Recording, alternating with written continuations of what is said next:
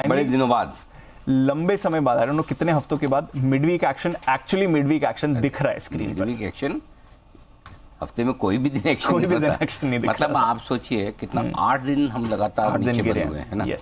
नहीं 2 6 8 दिन आज 8 दिन की गिरावट पे ब्रेक लगने जा रहा है।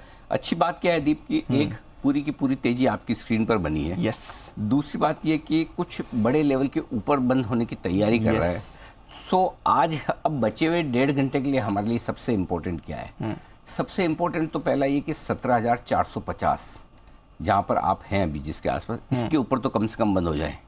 17,465 प्रिसाइजली, 17,465 कम से कम ये वाली क्लोजिंग तो चाहिए। अगर इसके नीचे की क्लोजिंग मिले तो फिर ये समझना कि बेकार है, कोई मतलब नहीं है। ठीक है, एक बार बढ़ गए, कल का इंतजार करना पड़ेगा। तो पहले तो 17,465 के ऊपर की क्लोजिंग चाहिए और बैंक निफ्टी में 40,700 के ऊपर की क्लोजिंग चाहिए। तो 2 क्रूशियल लेवल जिसके ऊपर बाजार को बंद होना चाहिए, हम उसके आसपास ट्रेड कर रहे हैं। ये अब आप 17,465 की अहमियत पूछेंगे तो मैं बताऊंगा 3 दिनों की हाईएस्ट क्लोजिंग 17,465 की, पिछले 3 दिनों की, एटलीस्ट 3 दिनों की क्लोजिंग के ऊपर तो बंद हो। और 40,700 की क्लोजिंग जो है, जहां से हमने फॉल बड़ा देखना शुरू किया, तो बैंक निफ्टी एक बार उस रिस्क से बाहर निकल जाए और 40,700 के ऊपर बंद हो जाए तो कम से कम ये मानेंगे कि बैंक निफ्टी ने तो कंफर्म कर दिया कि 39,600 बॉटम बन गया। आज निफ्टी में बॉटम बन गया, ये कंफर्मेशन के लिए फिर भी आपको थोड़ा इंतजार करने का पड़ेगा। वो 17,550 के ऊपर की क्लोजिंग चाहिए, तब जाके ये कंफर्मेशन आएगी।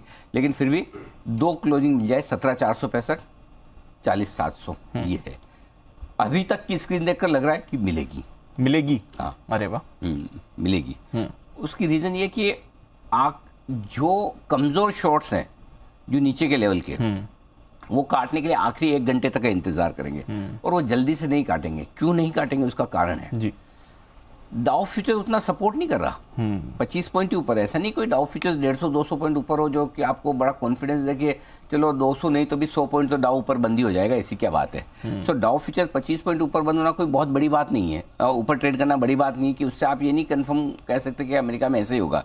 तो जो भी शॉर्ट सेलर है वो इंतजार करेगा आखिर तक, और आखिर तक अगर आपने दम नहीं तोड़ा, हिम्मत नहीं हारी और मजबूती के साथ टिके रहे तो फिर आखिरी आधा घंटे में शॉर्ट कवरिंग होकर दिन के हाई पर बाजार बंद हो सकता है, जिसकी संभावना बन रही है। सो अभी हमें क्या चाहिए बचे हुए समय के लिए?